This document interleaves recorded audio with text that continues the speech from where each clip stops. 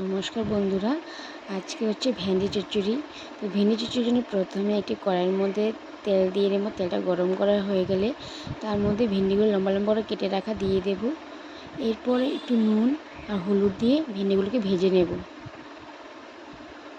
দেখুন বন্ধুরা, ভেন্ডিগুলো ভাজা হয়ে গেছে। এখন একটি পাত্রের মধ্যে এইভাবে উঠিয়ে নেবেন। এরপর কড়াইয়ের মধ্যে তেল দেবেন। তেলটা গরম হওয়ার পরে তার মধ্যে 5 ফোঁড়ন সম্বাদ দিয়ে দেবেন।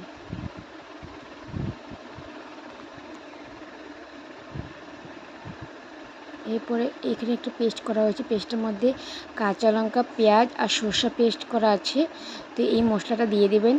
দিয়ে একটু সামান্য পরিমাণে জল দিয়ে নাড়িয়ে নেবেন। এরপর একটু হলুদ গুঁড়ো দেবেন, দিয়ে মশলাটাকে ভালো করে নাড়িয়ে নেবেন।